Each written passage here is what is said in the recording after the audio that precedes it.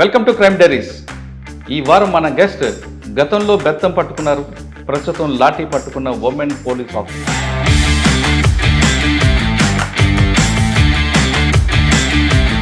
Best investigation women officer కూడా ఆవిడే. పేరు లతా కుమారి గారు, DSP, Andhra Pradesh police.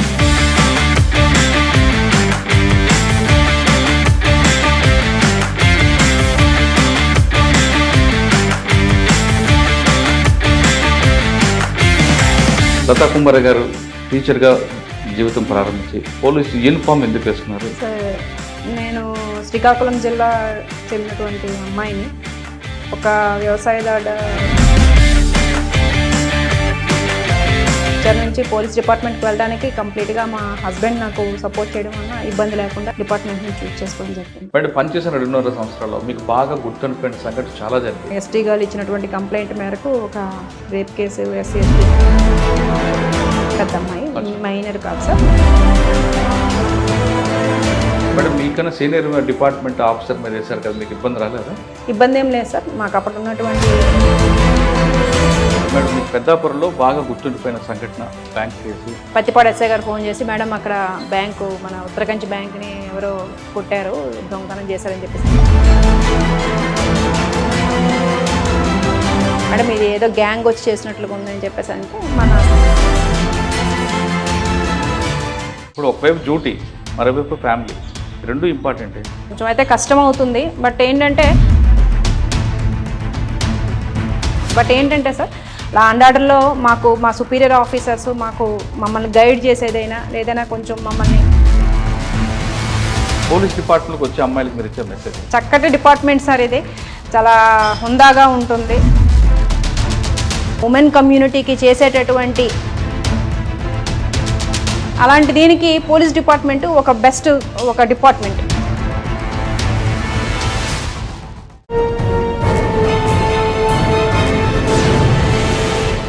Welcome to crime diaries. ఈ వారం మన గెస్ట్ గతంలో బెత్తం పట్టుకున్నారు, ప్రస్తుతం లాఠీ పట్టుకున్న ఉమెన్ పోలీస్ ఆఫీసర్. అంతేకాదు, ఇటీవల ఆంధ్రప్రదేశ్ ప్రభుత్వం ప్రకటించిన బెస్ట్ ఇన్వెస్టిగేషన్ ఉమెన్ ఆఫీసర్ కూడా ఆవిడే.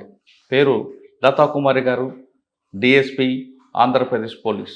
ఆవిడ గతంలో పెద్దాపురంలో పనిచేస్తున్నప్పుడు ఒక మంచి కేసులో ఇన్వెస్టిగేషన్ చేసినందుకు ప్రభుత్వం ఆమెకి ఒక ఇన్వెస్టిగేషన్ అవార్డు ఇచ్చారు. అంటే one of the best investigation officer for women. అదే కాకుండా అంతకన్నా ముందు ఆవిడ పోలవరంలో పనిచేసినప్పుడు రోడ్డు కనెక్టివిటీ లేని ప్రాంతం కూడా తిరిగి వచ్చిన ఆఫీసర్ ఆవిడ. వెస్ట్ గోదావరిలో అతిపెద్ద సబ్ డివిజన్ జంగారెడ్డిగూడెంలో, బుట్టలగూడెం కానీ, పోలవరం పై కానీ 30 గ్రామాల వరకు రోడ్డు కనెక్టివిటీ లేని గ్రామాలు కూడా చుట్టూ వచ్చిన ఆఫీసర్ ఆవిడ. పోలవరం ప్రాంతం అనగానే చాలామందికి ఆ ప్రాంతంలో 30 గ్రామాలు ఉంటాయి, మావోయిస్ట్ ప్రభావిత ప్రాంతాలు ఉంటాయి కాబట్టి ఎక్కువ మంది పనిచేయడానికి ఇష్టపడరు. కానీ ఆమె ఆ ప్రాంతంలో ఎక్కువ కాలం పనిచేయడం కాకుండా కొన్ని మార్క్స్ కూడా ఆవిడ కనిపిస్తుంటాయి.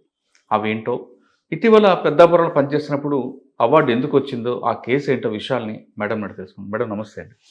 ముందుగా మీకు కంగ్రాట్స్ అండి. Thank you sir. Best investigation award మీకు వచ్చినందుకు. అంటే ముగ్గురికి వచ్చినట్ల, మీకు ఒకరికి, అనకాపల్లి కేసు ఒకటి, అదేవిధంగా గుంతకల్ పోలీస్ ఒకటి. సాధారణంగా ఒక ఇన్సిడెంట్ జరిగిందంటే ఆఫీసర్ వెళ్తారు, వస్తారు, కింద సబార్డినేట్స్కి అది చేయి, ఇది చేయి, ఇలా చేయని ఒక రూట్ మ్యాప్ ఇచ్చి వచ్చేస్తుంటారు. కానీ మీరు సీన్ ఆఫ్ ఎఫెక్ట్స్కి రిపీట్గా విజిట్ చేసి ఆ కేసు బ్రేక్ త్రూ తీసుకురావడం వెనక మీకు ఒక అవార్డు వచ్చింది. ఆ కేసు ఏంటి? దాంతకన్నా ముందు పోలవరంలో పనిచేస్తున్నప్పుడు ఎవరు తిరగని ప్రాంతాలు కూడా, అంటే రోడ్డు కనెక్టివిటీ లేని ప్రాంతాలు కూడా మీరు, మీ డ్రైవరే, అంటే వీలైతే బస్సులుగా, అంటే జీపు కూడా వెళ్ళిన ప్రాంతాలు కూడా తిరిగి అక్కడ ప్రజలతో మమ్మకవ్వడం, అదేవిధంగా 30 గ్రామాలు ఖాళీ చేయించడం ఒక పెద్ద టాస్క్ అని మీరు భుజాల మీద పెట్టుకుని రావడం. అన్నిటికన్నా ఇంపార్టెంట్, చంద్రబాబు నాయుడు గారు వచ్చినప్పుడు కూడా ఒక డిప్లొమాటిక్గా ఆ ఇష్యూని క్లోజ్ చేసి రావడం, పిఓ గారి ఇష్యూ, ఇవన్నీ ఉన్నాయండి. ఈ 2 ప్రశ్నలు సమాధానం చెప్పే ముందు, లతా కుమారి గారు టీచర్గా జీవితం ప్రారంభించి పోలీసు యూనిఫామ్ ఎందుకు వేసుకున్నారు? వేయడం వెనక ఉన్న వ్యక్తి ఎవరు? మీ కుటుంబ నేపథ్యం సార్ చెప్పండి. సార్, నేను శ్రీకాకుళం జిల్లా చెందినటువంటి అమ్మాయిని. ఒక వ్యవసాయదారుకి పుట్టినటువంటి 4వ అమ్మాయిగా నేను పుట్టడం జరిగింది. మేము 5 అమ్మాయిలం. మా హస్బెండ్ గోపికృష్ణ గారు శ్రీకాకుళం జిల్లాకు చెందినటువంటి వ్యక్తే. ఆయన సెక్రటేరియట్లో సెక్షన్ ఆఫీసర్గా ప్రజెంట్ పనిచేస్తున్నారు. నాకు 2 అబ్బాయిలు. మా ఫాదర్ వ్యవసాయం చేస్తుంటారు, మదర్ హౌస్ వైఫ్. సో మా 5గురిని కూడాను మా ఫాదర్ చదివించారండి. 5గురం కూడా గ్రాడ్యుయేషన్ చేసున్నాము. సో మా సిస్టర్స్ 4 కూడాను హౌస్ వైఫ్స్గా ఉన్నారు. నేను మాత్రం ఆఫ్టర్ ఇంటర్మీడియట్ డైట్ చేసినాక ఫస్ట్ అటెంప్ట్లోనే నాకు టీచర్ పోస్ట్ వచ్చింది. సో 13 years నేను గవర్నమెంట్ టీచర్గా వర్క్ చేయడం జరిగింది. ఎక్కడండి పనిచేశారు? శ్రీకాకుళం జిల్లాలోనే 3 మండలాల్లో నేను పనిచేయడం జరిగింది. జలుమూరు మండలంలోనే కొత్తూరు, తిమ్మడాము, గోటువాడలో నేను వర్క్ చేయడం జరిగింది 13 years. సో 13 years వర్కింగ్ కూడా చాలా సాటిస్ఫాక్షన్గా వర్క్ చేయడం జరిగింది. ఆఫ్టర్ దట్ టీచింగ్లో ఉండగానే మా హస్బెండ్ నన్ను గ్రూప్స్ వైపు నన్ను ఇంట్రెస్ట్ చూపించడంతో నన్ను ఎంకరేజ్ చేయడం మొదలుపెట్టారు. సో బేస్డ్ ఆన్ దట్ నేను 2018లో రిక్రూట్మెంట్ జరిగిన దాని ప్రకారం నేను డిఎస్పీగా సెలెక్ట్ అవ్వడం జరిగింది. దీనికంటే ఒక ముందు 3 Group 1 ఇంటర్వ్యూస్ను కూడా నేను అటెంప్ట్ చేయడం జరిగింది. సో ఇది నాది 4th Group 1 ఇంటర్వ్యూ. సక్సెస్ఫుల్గా డిఎస్పీగా నేను సెలెక్ట్ చేయడం జరిగింది. మీరు టీచర్ బెత్తం పట్టుకున్న టీచర్గా ఉన్న మీకు పోలీస్ యూనిఫామ్ వేసుకోవడం మీ కుటుంబ సభ్యులు ఏమన్నారండి? మీ హస్బెండ్ ఏమన్నారు? అంటే ఫాదర్ మదర్ అందరూ ఏమన్నారు? సార్ మాది నాన్నగారు వాళ్ళది వ్యవసాయదారుల ఫ్యామిలీ కాబట్టి కొంచెం పోలీస్ డిపార్ట్మెంట్ అనేటప్పటికీ అంతవరకు మేము ఎప్పుడు కూడాను పోలీస్ స్టేషన్కి కానీ వెళ్ళినటువంటి దాఖలాలు లేవు. సో బేస్డ్ ఆన్ దట్ మా నాన్నగారు కొంచెం భయపడ్డారు. బట్ మా హస్బెండ్ గారు వైపు చాలా ఎడ్యుకేషన్ ఉన్నటువంటి ఫ్యామిలీస్ సార్. సో మా మామయ్య గారు గెజిటెడ్ హెడ్గా రిటైర్ అయ్యి ఉన్నారు. మా హస్బెండ్ వాళ్ళ బావగారు రిటైర్డ్ డీజీ జార్ఖండ్ క్యాడర్ నుంచి. సో వాళ్ళకి పోలీస్ డిపార్ట్మెంట్ అనేది కొత్త ఏమీ కాదు. సో టీచర్ నుంచి పోలీస్ డిపార్ట్మెంట్కి వెళ్ళడానికి కంప్లీట్గా మా హస్బెండ్ నాకు సపోర్ట్ చేయడం వల్ల ఇబ్బంది లేకుండా నేను ఈ యొక్క డిపార్ట్మెంట్ని చూస్ చేసుకోవడం జరిగింది. ట్రైనింగ్ అయిన తర్వాత ఫస్ట్ పోస్టింగ్ ఎక్కడ వచ్చింది? ట్రైనింగ్ అయిన వెంటనే తెనాలిలో ప్రొబేషనరీ డిఎస్పీగా చేస్తున్నాను. ఆ తర్వాత నాకు పోలవరంలో నాకు పోస్టింగ్ ఇవ్వడం జరిగింది. 2.5 years అక్కడ సక్సెస్ఫుల్గా మా యొక్క ఆఫీసర్స్ సబార్డినేట్స్ తాలూకా సహాయంతో నేను చాలా చక్కగా అక్కడ చేసేయడం జరిగింది. అంటే పోలవరం వచ్చిన తర్వాత పోలవరం అనేది ప్రాజెక్టు, పోలవరం పేరుతోనే అసలు మొత్తం వ్యవస్థ నడుస్తుంటుంది. పోలవరం రాగానే అంటే తెనాలి సబ్ డివిజన్లో అనేది కొంతకాలం పనిచేస్తుంటే పీస్ఫుల్ ఏరియాది. పోలవరం రాగానే ప్రాజెక్ట్ ఒకవైపు, ముంపు గ్రామాలు కట్ చేయడం ఒకవైపు, తర్వాత భద్రాచలం వైపు నుంచి వస్తున్న గ్రామాలు కలుపుకున్న ఒక విషయం, అదేవిధంగా అక్కడ మావోయిస్టు కొంచెం ఎఫెక్ట్ ఛత్తీస్గఢ్ బార్డర్ కనిపిస్తుంటుంది. ఇవన్నీతో పాటు ఇంకా మెయిన్ ఛాలెంజ్ ఇంకేమైనా వచ్చిందా మీకు ఈ సమస్యలతో పాటు? సార్ యాక్చువల్గా మీరు చెప్తున్నట్టు పోలవరం ప్రాజెక్టు, దాని చుట్టుపక్కల ఉన్నటువంటి ముంపు గ్రామాలు, అదేవిధంగా రోడ్డు కనెక్టివిటీ లేనటువంటి ప్రదేశాలకు కూడా క్రైమ్ సీన్లకు వెళ్ళడం, వీటన్నిటికంటే ముందు యాజ్ ఎ టీచర్గా నాకు అక్కడ ఎస్టీ పీపుల్, అదేవిధంగా వెనుకబడినటువంటి పీపుల్ చాలామంది గ్రాడ్యుయేట్స్ అయ్యి కూడాను కాంపిటేటివ్ ఎగ్జామ్స్కి దూరంగా ఉండేవారు. సో అప్పటి ఎస్పీ గారు అయినటువంటి రాహుల్ దేవ్ శర్మ గారు నాకు చాలా బాగా కోఆపరేట్ చేసి గిరినేస్తం అని చెప్పి మేము ఒక ప్రోగ్రాం పెట్టాం సార్. సో సార్ తాలూకా ఆర్థిక సహకారంతో మేము ఆ ప్రోగ్రాం ద్వారా సుమారు 7.5 లక్షల రూపాయలు పుస్తకాలని మేము ఎస్ఐ మరియు కానిస్టేబుల్కి సంబంధించినటువంటి పుస్తకాలని మేము మొత్తం 7 మండలాల్లో ఉన్నటువంటి ముంపు మండలాలు 7 మండలాల్లో ఉన్నటువంటి ఎస్టీ పీపుల్కి, ముఖ్యంగా ఎస్టీ స్టూడెంట్స్కి ఇవ్వడం జరిగింది. ఇది కాకుండా రాహుల్ దేవ్ శర్మ గారి ఆధ్వర్యంలోనే అప్పటి కలెక్టర్ అయినటువంటి వెంకటేష్ గారు సార్ ఆధ్వర్యంలో బుట్టాయిగూడెం ఐటీడీఏలో ఒక ప్రోగ్రామ్ స్టార్ట్ చేయడం జరిగింది సార్. అది కూడా గిరినేస్తం ప్రోగ్రాంలో భాగంగానే చేసాము.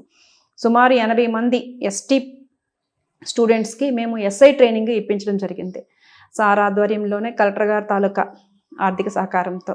సో దగ్గర 100 days ప్రోగ్రామ్ సార్ అది. దానికి సంబంధించి ఫిజికల్ ప్రోగ్రామ్ అంతా కూడాను నేను చూసుకున్నాను మా ఎస్పీ సార్ తాలూకా సహకారంతో. రిమైనింగ్ కోచింగ్ అంతా కూడాను మా కలెక్టర్ గారు చూసుకున్నారు. సో ఈ ప్రోగ్రామ్ అంతటిని కూడాను నేను 100 days కూడాను నేనే డైరెక్ట్గా మానిటర్ చేసేవాను. సో మా ఆర్ఐ గారు, మా ఏలూరు డిస్ట్రిక్ట్ ఆర్ఐ గారు ఇన్స్ట్రక్టర్ని పంపించి మార్నింగ్ ఈవినింగ్ సెషన్స్ పెట్టి వాళ్ళకి కోచింగ్ ఇవ్వడం జరిగింది. ఆ కోచింగ్ అవుతుండగానే నేను ఇటు ట్రాన్స్ఫర్. కానీ పోలవరం అనగానే ఎవరు ఆఫీస్లో ఇంట్రెస్ట్ చూపించారు కదండి, ఎక్కువ కాలం పనిచేయడానికి ఉండదు, ప్లస్ అదంతా ఐసోలేట్ ఏరియా అని, ఒక పక్క ఎఫెక్టెడ్ అని, మరి మీరు 2.5 సంవత్సరాలు అలా పనిచేశారండి. సార్ ఫస్ట్ పోస్టింగ్ మీరు అర్బన్ ఏరియా నుంచి వచ్చారు, కంప్లీట్ రూరల్. Yes sir. యాక్చువల్గా ఫస్ట్ పోస్టింగ్ ఏజెన్సీ అనేటప్పటికల్లా కొంచెం భయం వేసింది సార్. బట్ ఏంటంటే మంచి ఆఫీసర్స్ నన్ను డైరెక్ట్ చేశారు. Rahul Dev sir especially sir దగ్గర నేను 2 years చేస్తున్నాను. సో సార్ చాలా బాగా గైడ్ చేశారు నన్ను. ఏదైనా ఇన్సిడెంట్స్ అయినా, ఏదైనా మంచి మంచి కేసులు ఏవైనా సరే కూడాను నన్ను డైరెక్ట్ చేసి ఇట్లా ఇట్లా చేయాలని చెప్పేసి చెప్పుకొచ్చేవాళ్ళు. మీరు అనేది నిజమే. వేలేరుపాడు, కుకునూరు లాంటివి సుమారు 100+ కిలోమీటర్స్ ఉన్నటువంటివి. అక్కడ కూడా మాకు SC ST కేసులు, అదేవిధంగా పోక్సో కేసులు, లేదా ఇతర ఇంపార్టెంట్ ఈవెంట్స్ జరిగేటప్పుడు, వరదలు వచ్చేటప్పుడు, సో ఇవన్నీ జరిగేటప్పుడు కొంచెం కష్టం ఉండేది. బట్ ఆఫీసర్ సపోర్టు, మా మెన్ సపోర్ట్తో నేను ఈజీగా చేయడం జరిగింది. బట్ వీటన్నిటికంటే ముందు ఏంటంటే ఇంట్రెస్ట్ సార్. పోలీస్ డిపార్ట్మెంట్ని ఇంట్రెస్ట్తో రావడం జరిగింది కాబట్టి అక్కడ చేయడం ఏమీ నాకు కష్టం అవ్వలేదు. కానీ మొత్తం సబ్ డివిజన్ అంతా మీరు తిరిగి వచ్చారట కదండి. మీరు తెలియని గ్రామం లేదంటే మీరు తిరగని బస్సు, తిరగని గూడెం లేదంట కదా అక్కడ. Exactly sir. 2.5 years అనేది పెద్ద పీరియడ్ సార్. సో అన్ని విలేజెస్, అన్ని ఏరియాస్, అన్ని రిమోట్ ప్లేసెస్ అన్ని తిరిగారా? Yes sir. 90% నేను పోలవరం సబ్ డివిజన్ నేను కవర్ చేశాను సార్. అంటే నేను ఉండగానే చిత్తూరు వైపు కూడా వచ్చారు మీరు? Yes sir. అటు భద్రాచలం వరకు వెళ్ళాం సార్. భద్రాచలంలో కూడా చాలా కేసులు ఉండేవి మాకు, కుకునూరు లిమిట్స్ సంబంధించి. అదేవిధంగా చింతూరు వైపు కూడా మాకు ఉంటాయి కాబట్టి సో బేస్డ్ ఆన్ దట్ నేనైతే నా ఏరియాలో మొత్తం ఫారెస్ట్ ఏరియా అయితేనేమి, లేదంటే నార్మల్ ఏరియా అయితేనేమి అంతా కూడా నేను విజిట్. అంటే కనెక్టివిటీ బస్సులో వెహికల్ వెళ్ళడం ఒకటే మేడం, కానీ కనెక్టివిటీ లేని ఏరియాలో ఎలా వెళ్ళేవారు మీరు? మా SI గారు ఎవరైతే లోకల్ SI ఉంటారో ఆ లోకల్ SIతో బండితో వెళ్ళేదాన్ని సార్. నాకు 2-wheeler కూడా నాకు డ్రైవింగ్ వచ్చు కాబట్టి సో కొన్ని కొంచెం గట్టిగా ఉండే ఏరియాస్కి అండ్ కొన్ని ఏరియాస్కి అయితే మాకు బోట్ సార్. వేలేరుపాడులో ఒక 3-4 విలేజెస్కి ఏం కనెక్టివిటీ ఉండదు సార్. సో బోట్తోనే వెళ్ళి బోట్తోనే వచ్చేవాళ్ళం సార్. Yes sir. బట్ పనిచేసిన 2.5 సంవత్సరాల్లో మీకు బాగా గుర్తుండిపోయిన సంఘటన చాలా జరిగాయి సార్. ఒక్కొక్క ఇష్యూకి ఒక్కొక్క టాపిక్ జరిగింది మీతో అక్కడ ఇన్సిడెంట్. ఒక్కొక్క ఇన్సిడెంట్ చెప్పండి. ఫస్ట్ ముంపు గ్రామాలు ఖాళీ చేయడం టాస్క్ ఎలా చేశారండి? సార్ నేను వెళ్ళేటప్పటికే చాలా వరకు ముంపు గ్రామాలని మనం పైకి తీసుకురావడం జరిగింది సార్. బట్ కొన్ని లిమిట్స్ మా పోలవరం పైన ఉన్నటువంటి కొన్ని విలేజెస్ మాత్రము నేను ఉండేటప్పుడు ఖాళీ చేయించడం జరిగింది సార్. అప్పుడు మా లోకల్గా ఉన్నటువంటి ఇన్స్పెక్టర్ గారు, SIలు, మా రెవెన్యూ ఆఫీసర్స్ వీళ్ళందరితో కలిపి జాగ్రత్తగా వాళ్ళని మోటివేట్ చేసి ప్రభుత్వం తాలూకా జేఎం చెప్పి వాళ్ళు ఎంత సాక్రిఫైస్ చేస్తున్నారో చెప్పడం ద్వారా జాగ్రత్తగా. వాళ్ళు వినరండి, ఆదివాసీ గిరిజనులు వినేవారు కాదే సార్. మరి ఎలా వాళ్ళకి మోటివేట్ చేశారు మీరు? Yes sir. వాళ్ళకి ప్రభుత్వం వాళ్ళ యొక్క ల్యాండ్స్ సంబంధించి ప్రభుత్వం ఇక్కడ ఎలాంటి సౌకర్యాలు అందజేస్తుంది అని చెప్పేసి మా రెవెన్యూ డిపార్ట్మెంట్ వాళ్ళు బాగా ఇన్వాల్వ్ అయ్యేవాళ్ళు సార్. సో వాళ్ళకి మేము సపోర్ట్గా ఉండి వాళ్ళని ఎలాంటి ఇబ్బంది లేకుండా మేము కవర్ చేసుకునేవాళ్ళం. కానీ ఒక లాండ్ ఆర్డర్ ఇష్యూ కూడా వచ్చి ఉంటుంది కదా అందులో? ఉన్నాయి సార్. కొన్ని లాండ్ ఆర్డర్ ఇష్యూస్ ఉన్నాయి. బట్ సిచ్యువేషన్ బేస్గా మేము వాటిని పరిష్కరించేవాళ్ళం. మీరు పనిచేస్తున్న టైంలోనే మావోయిస్ట్ అఫెక్టెడ్ అప్పుడప్పుడు కొంతమంది రావడం వెళ్ళిపోవడం జరిగి ఉండేది. ఆ ఇన్ఫర్మేషన్ ఎలా తీసుకొచ్చేవారండి? వాళ్ళ కోసం ఏమైనా సెర్చ్ ఆపరేషన్ చేశారా? సార్ యాక్చువల్గా మా కుకునూరు, వేలేరుపాడులో ఎలాంటి మావోయిస్టులకు సంబంధించినటువంటి డైరెక్ట్గా ఇన్వాల్వ్మెంట్ ఏమి ఉండేది కాదు సార్. బట్ ఏంటంటే పాత సంఘటనలను ఆధారంగా చేసుకొని ఆ రెండు కూడాను మనకి, ఆ 2 మండలాలు మనకి తెలంగాణ నుంచి మనకి మెర్జ్ అయినటువంటి మండలాలు కాబట్టి నేనైతే మాత్రం విలేజ్ వైజ్ యంగ్స్టర్స్తో బాగా కనెక్ట్ అయ్యి ఉండేవాను సార్. ఏదైనా ఇన్ఫర్మేషన్ వచ్చినా, కొత్త వాళ్ళు ఎవరు వచ్చినా మాకు ఇన్ఫర్మేషన్ నాకు వచ్చేది.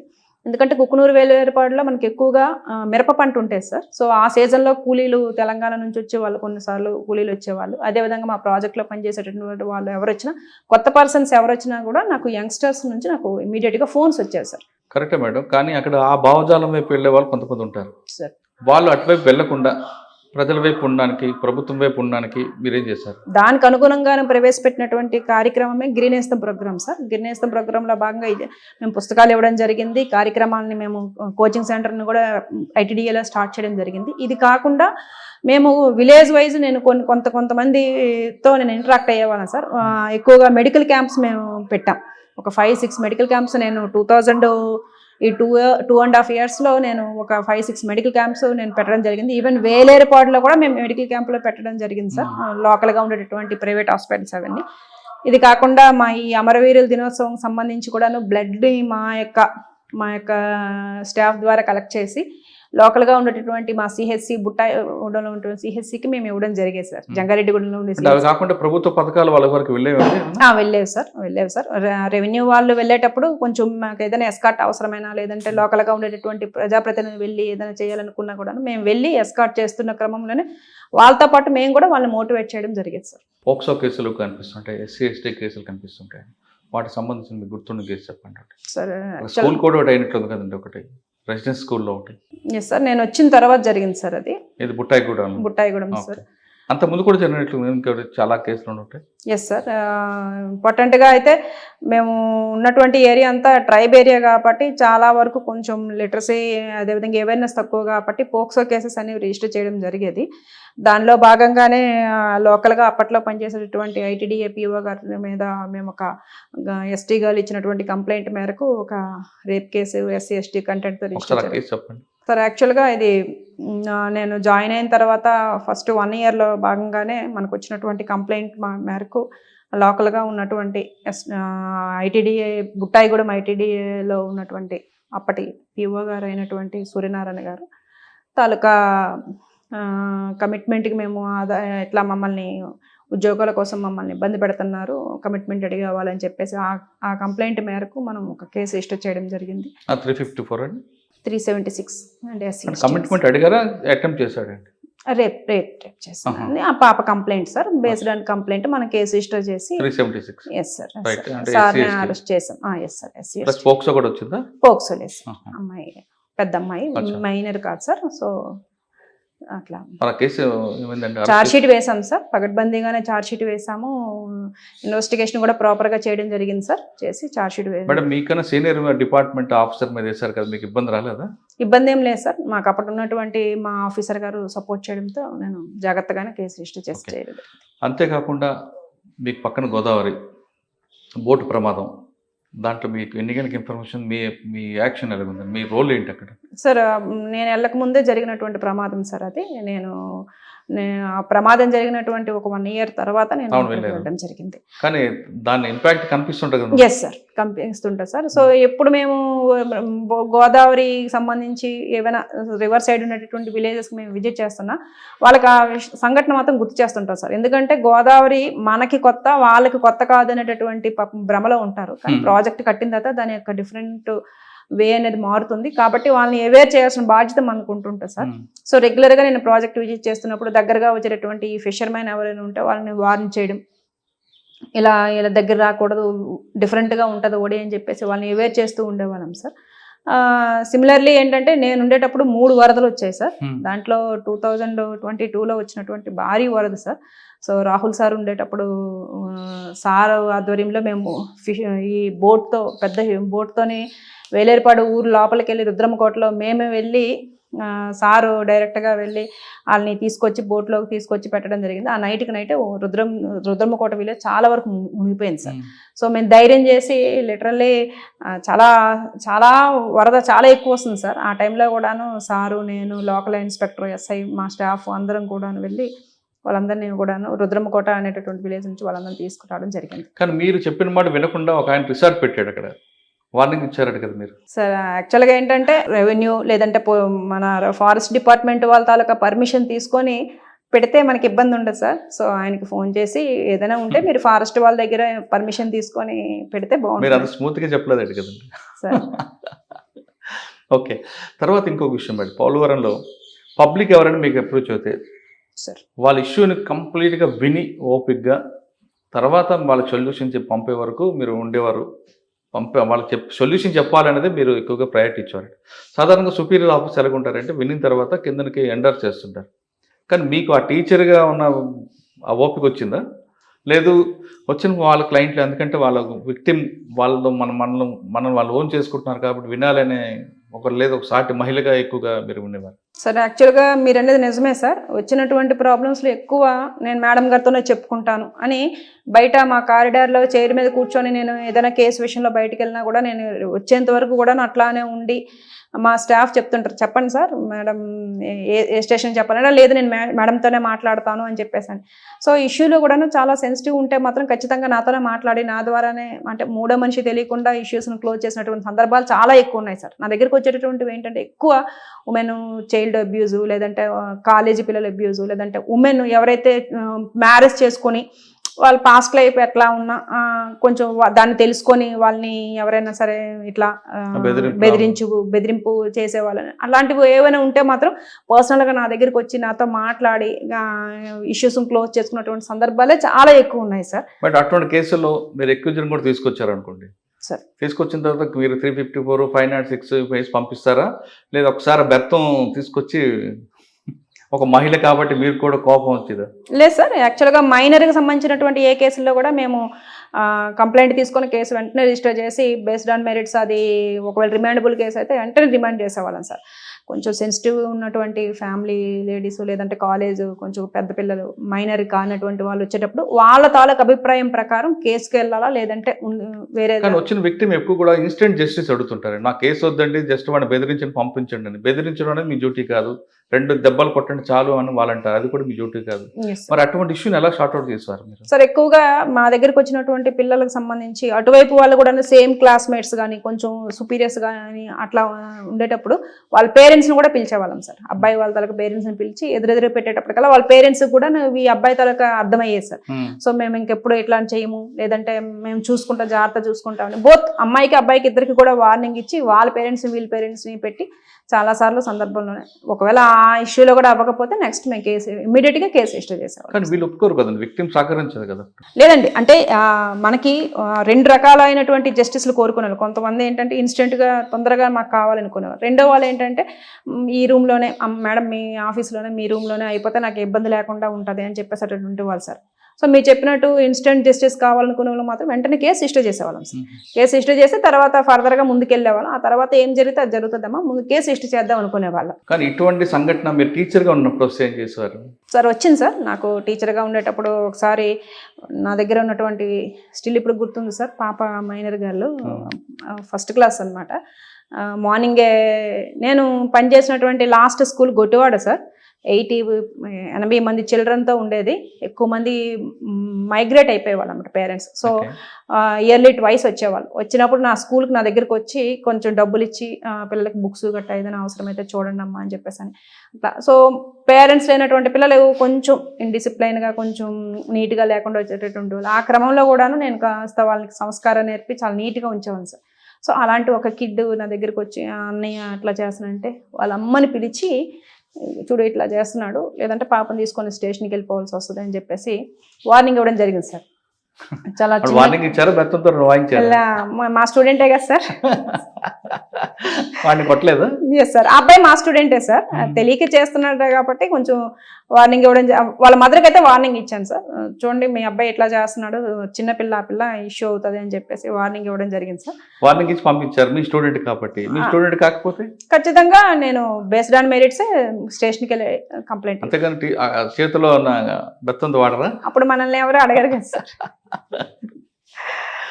Okay, yes sir. మరి పోలవరంలో మీకు బాగా గుర్తుండిపోయి మీ హార్ట్ టచ్ ఉన్న ఒక కేసు చెప్పండి, ఇప్పటికీ మర్చిపోలేను. అంటే ఒక్కొక్క ప్రాంతంలో ఒక్కొక్క కేసు ఉండిపోతుంటుంది. యాక్చువల్గా బుట్టాయిగూడెం పోలీస్ స్టేషన్ లిమిట్స్లో మేము ఒక SC/ST మర్డర్ కేసు కట్టాం సార్. ఆ కేసులో ఏంటంటే అబ్బాయి ఎవరైతే మెయిన్ అక్యూజ్డ్ ఉన్నాడో ఆ యొక్క చనిపోయినటువంటి వాళ్ళ సొంత తమ్ముడు కొడుకు సార్. సో ట్రైబ్స్ సార్, చాలా చక్కటి ఫ్యామిలీ. అబ్బాయి కూడా ఎడ్యుకేటెడ్ సార్. కానీ ఏంటంటే ఫైనాన్షియల్ ఇష్యూస్ సంబంధించి ఫ్యామిలీలో కూడా ఏవో చిన్న ఇష్యూస్ అవడం వల్ల పెదనాన్నగారిని ఫ్రెండ్స్ సహాయంతో మర్డర్ చేసేసాడు సార్. మర్డర్ చేసేసి తల తీసేసి వేరే చెరువులో వేసేసి ఇంకా ఆ రోజంతా కూడా మనం అక్కడే తిరుగుతుంటే మనతో పాటు తిరుగుతున్నాడు అనమాట. తిరుగుతున్నాడు కానీ మనకి ఇంకా ఐడియా వచ్చేసింది సార్ ఈయన మనకి అక్యూజ్డ్ అని చెప్పేసి.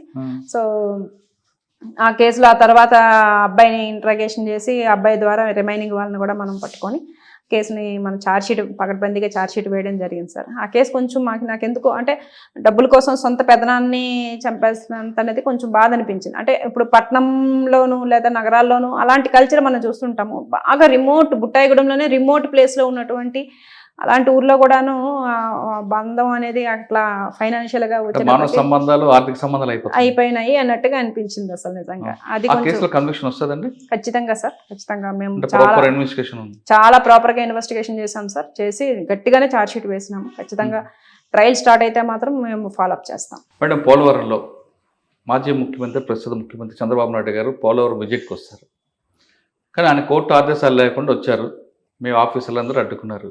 కానీ మీరు ఆ ఇష్యూని చాలా సింపుల్గా ఒక అరగంట ఆయనతో మాట్లాడి ఆయనకి ఇబ్బంది లేకుండా ఆఫీసర్లకి ప్రాబ్లం లేకుండా షార్ట్ అవుట్ చేస్తారు. ఎలా చేస్తారు? ఎస్ సార్, మా లోకల్ మా ఎస్పీ సార్ తాలూకా ఆధ్వర్యంలోనే ఈ కార్యక్రమం జరిగింది సార్. రాహుల్ దేవ్ శర్మ గారు ఇచ్చినటువంటి డైరెక్షన్స్ ప్రకారమే మేము కార్యక్రమం చేయడం జరిగింది. ఆయన చెప్పడం కాదు, మీరేం చేశారు చెప్పండి. ఎస్ సార్, యాక్చువల్గా చంద్రబాబు నాయుడు గారు అంటే అప్పట్లో ఆపోజిట్ లీడర్గా ఉన్నప్పటికి కూడాను ఆయనకున్నటువంటి సెక్యూరిటీ అనేది హై సెక్యూరిటీ. మేమున్నటువంటి పోలవరం ప్రాజెక్ట్ అయితేనేమి, పోలవరం ప్రాజెక్ట్కి జస్ట్ 7 నుంచి 10 కిలోమీటర్స్ దూరంలో మనకి చింతూరు ఉంటుంది, ఇటువైపు ఏమొచ్చి ఏటపాక ఉంటుంది, మరి కొంచెం ఇటు వచ్చేటప్పటికల్లా వరరామచంద్రాపురం ఉంటుంది. సో అన్నీ కూడాను మనకి మావోయిస్ట్ ఎఫెక్టెడ్ విలేజెస్. సో అప్పటికే ఆయన మీద మావోయిస్టులు అటాక్ చేసి ఉండడం వలన హై సెక్యూరిటీ నేపథ్యంలో అక్కడ నుంచి మన పోలవరం టౌన్ నుంచి, పోలవరం ఊరు నుంచి ప్రాజెక్ట్కి వెళ్ళేటటువంటి సుమారు 10 కిలోమీటర్స్ అంతా కూడాను మనకి బాగా అరణ్యంలాగా ఉంటుంది సార్. సో సెక్యూరిటీ అయినా ఏదైనా ఇవ్వడం అనేది ముందస్తుగా మనకు సార్ మనకి ఇన్ఫర్మేషన్ ఇచ్చుంటే ఖచ్చితంగా చింతూరు, ఏటపాక, వరరామచంద్రపురము, అదేవిధంగా భద్రాచలం అదంతా కూడాను మేము మన స్పెషల్ పార్టీలను ఉంచి మనం ఇక్కడ సార్ని అలౌ చేయాల్సి ఉంటుంది సార్. ఇది హై సెక్యూరిటీ పర్సన్స్ ఎవరైనా పోలవరాన్ని విజిట్ చేసేటప్పుడు మనం మన యొక్క ప్రొసీజర్ అది ఖచ్చితంగా సార్. అంటే సార్ ఉండేటటువంటి పరిస్థితి కొంచెం సెన్సిటివ్ కాబట్టి సార్ ఉండే టైం కంటే ఒక 2 days ముందు నుంచే మనం ఏరియా డామినేషన్ చేయించాలి సార్ మన స్పెషల్ పార్టీస్తో. సో ఆ రకమైనటువంటి స్పెషల్ పార్టీస్ ఏవి కూడా పైన లేకపోవడం, అదేవిధంగా ఉండేటటువంటి ప్రదేశం కూడా హై సెన్సిటివ్ ప్రదేశం ఉండడం వల్ల సార్కి మేము ఉన్నటువంటి ప్రస్తుత పరిస్థితి సార్కి నేను ఎక్స్ప్లెయిన్ చేయడం జరిగింది సార్. సార్ చాలా చక్కగా అర్థం చేసుకున్నారు, మాకు సపోర్ట్ చేశారు. ఆ రోజు ఆ కార్యక్రమం అంత జాగ్రత్తగా జరిగిపోయింది సార్. ఆ తర్వాత వచ్చున్నారు సార్. మొన్న నేను ఇక్కడ పెద్దాపురం వచ్చిన తర్వాత సార్ వచ్చారు. Yes sir. పోలవరం నుంచి తర్వాత ఎక్కడికి వచ్చారు మేడం?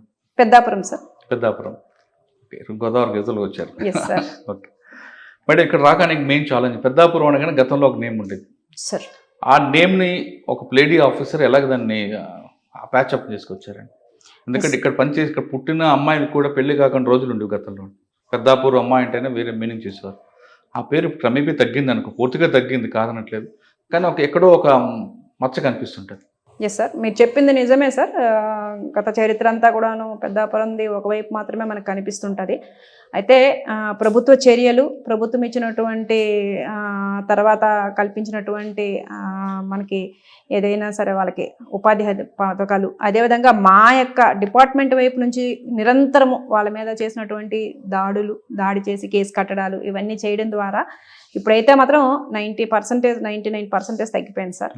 దాన్నే వృత్తిగా నమ్ముకున్న వాళ్ళైతే మాత్రం పెద్దాపురంలో లేరు సార్. ఒకవేళ ఉండి ఏదైనా పాత వాసనలు ఏమైనా ఉండి ఏదైనా ఉన్నా కూడా మనకి ఇన్ఫర్మేషన్ వచ్చిన వెంటనే మేము రైడ్ చేసేయడం. దీనికి అనుగుణంగానే నేను వచ్చిన వెంటనే ఫస్ట్ నేను విజిట్ చేసినటువంటిది మన ఎంఆర్ఓ గారిని, లోకల్ ఇన్స్పెక్టర్, లోకల్ అసైన్ పట్టుకొని ఆ విలేజెస్ ఆ యొక్క ఏదైతే వాడ ఉందో ఆ ఏరియా అంతా విజిట్ చేయడం జరిగింది సార్. మా లోకల్గా ఉన్నటువంటి ఒక వీధి ఉంటుంది కదా madam? Yes sir. High profile లాగా ఉంటుంది, కాస్ట్లీ ఇల్లు ఉంటాయి. Yes sir.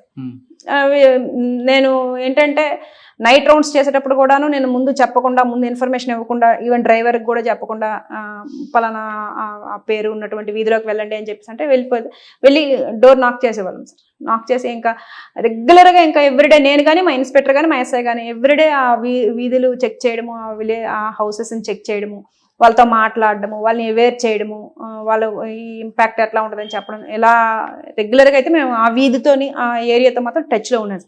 ఎక్కువగా నేను నైట్ రౌండ్స్లో మాత్రం ఖచ్చితంగా నేను ఆ వీధిని టచ్ చేసి ఆ ఇల్లులు మీరు ఏవైతే చెప్తున్నారో ఆ ఇళ్ళల్లో ఒక 4-5 ఇళ్ళైనా టచ్ చేసి చెక్ చేసుకుని వచ్చేది. ఎప్పుడైనా దొరికారండి ఎవరైనా?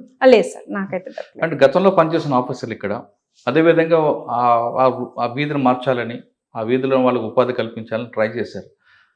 ఎప్పుడైతే పోలీసు వస్తారో లోపల వాళ్ళకి వేరే షెల్ఫ్లు ఉంటాయి. గతంలో పనిచేసిన ఆఫీసర్ వెళ్ళినప్పుడు ఒక డ్రెస్సింగ్ టేబుల్ కనిపిస్తుంది, డ్రెస్సింగ్ టేబుల్ కొడితే లోపల నుంచి కింద మెట్లు ఉంటాయి, సార్. అలా దాచిపెట్టిన సంగతి కూడా ఉంది. అప్పుడు మీకు కనిపించింది? లేదు సార్, మీరు చెప్పినటువంటి ఎక్స్పీరియన్సెస్ మా హెడ్ కానిస్టేబుల్స్ మా ఏఎస్ఐలు నాకు స్టోరీస్గా చెప్పేవాళ్ళు. సో నేను ఇంకా అట్లాంటిది ఏదైనా జరుగుతుందేమో అని చెప్పేసి యాజ్ ఎ ఉమెన్గా కొంచెం జెంట్ ఆఫీసర్తో పోల్చుకుంటే నేను తొందరగా చొచ్చుకుపోయేదాన్ని సార్.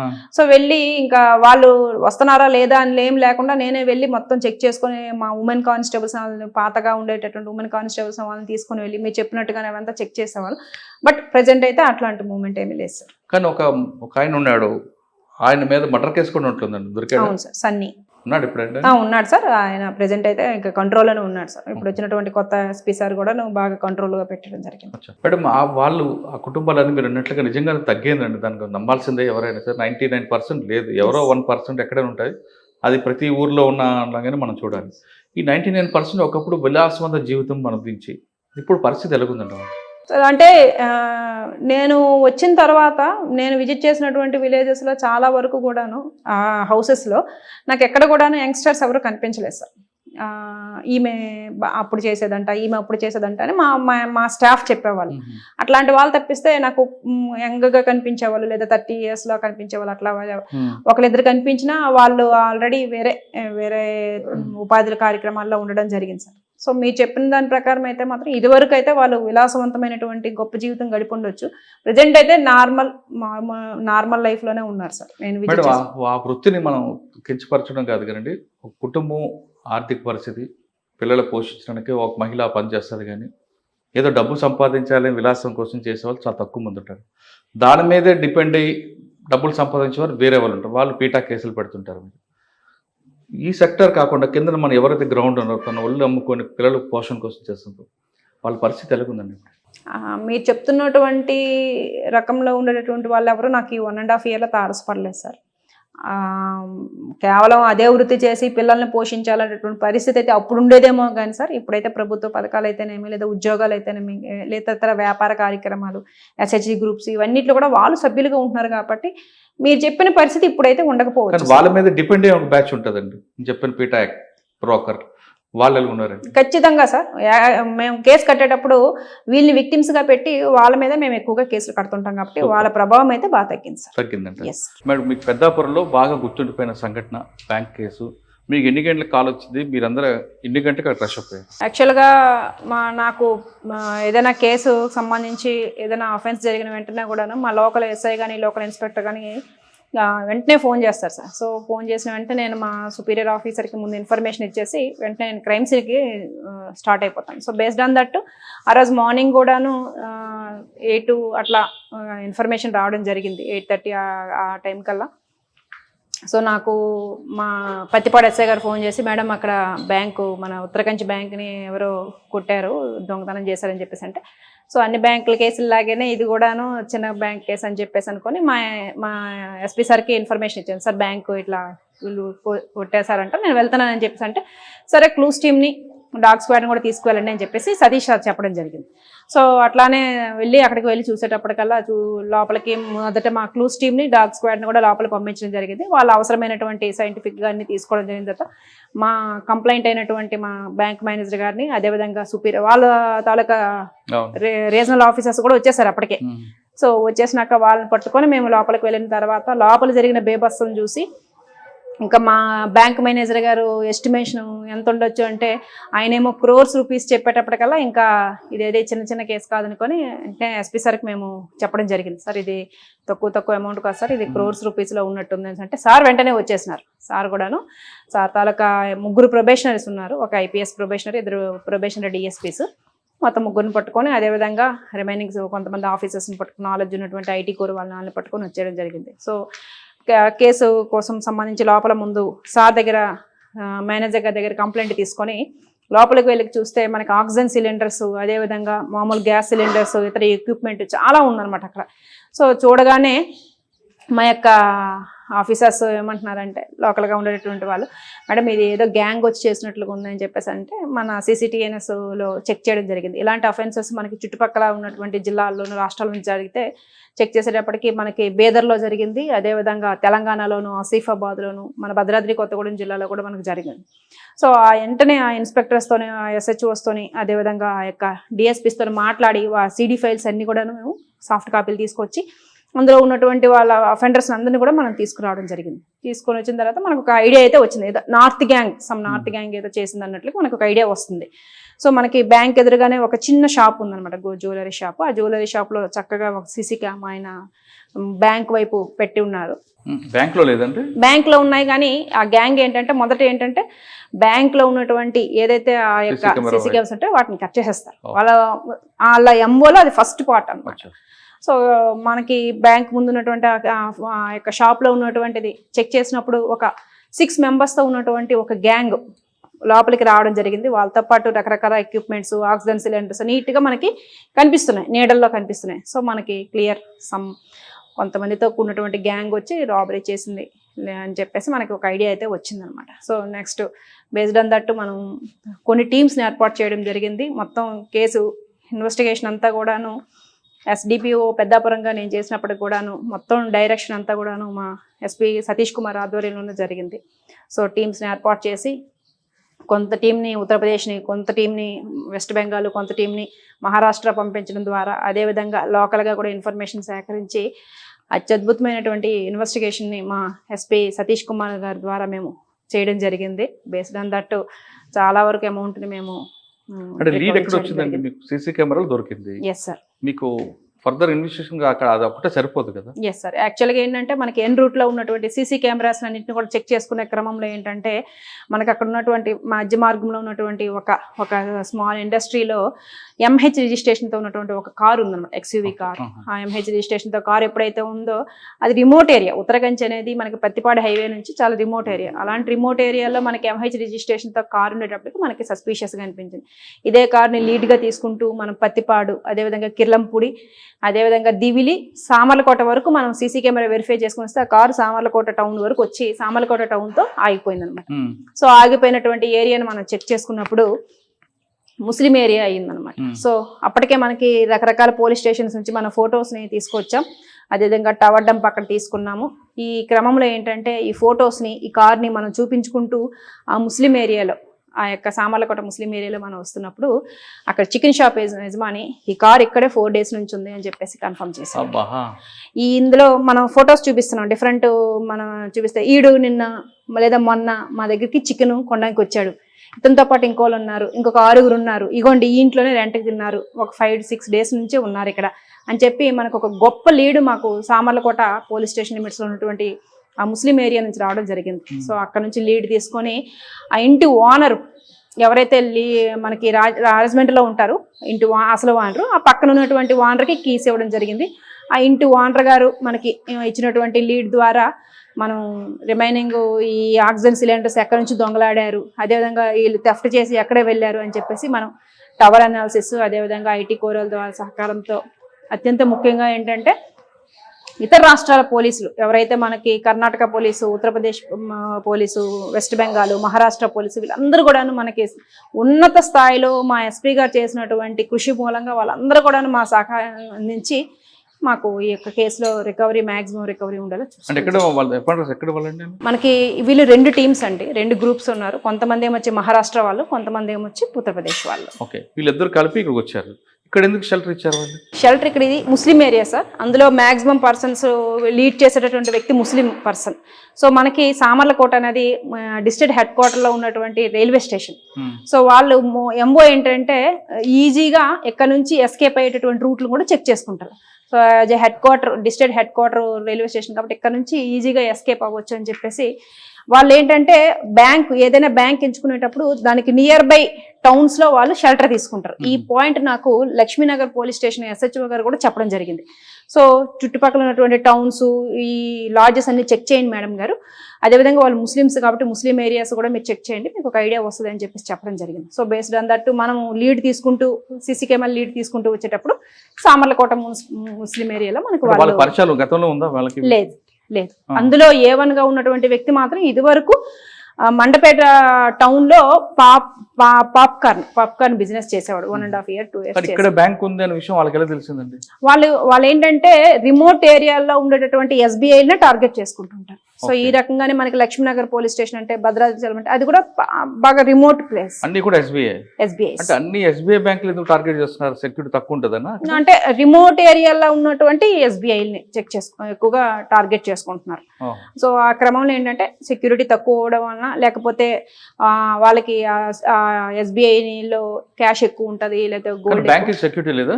ఆ బ్యాంక్ అయితే లేదండి, ఉదయం ఉంటదంట.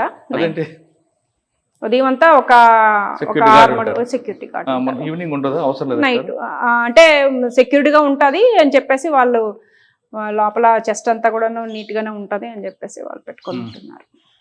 వాళ్ళకి మరి నోటీస్ ఇచ్చారు నైట్ టైం కూడా పెట్టుకోమని? ఈ కేసు జరుగుతున్నప్పుడు ఇది అండర్ ఇన్వెస్టిగేషన్ లో ఉంటుండగానే మనకి రికవరీ అవుతున్న క్రమంలోనే ఈ బ్యాంకు రీజనల్ మేనేజర్ గారు ఒక మీటింగ్ పెట్టారు. ఎస్బీఐ మేనేజర్స్ అందరు కూడా వచ్చారు సార్.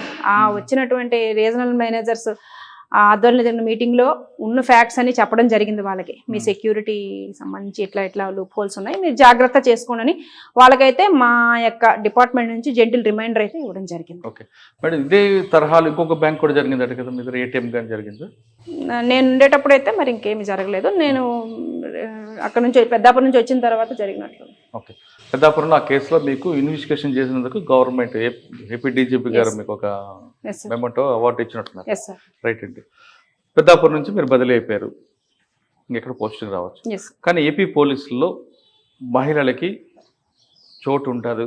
ఎక్కడంటే పోలీసు అనగానే మహిళలకు రారు, మగవారే ఇన్వెస్టిగేషన్లో పనికొస్తారు అన్నదానికి మీరు బ్రేక్ చేసి మగవారితో పాటు కూడా మహిళలు కూడా ముందుంటారని ప్రూవ్ చేశారు.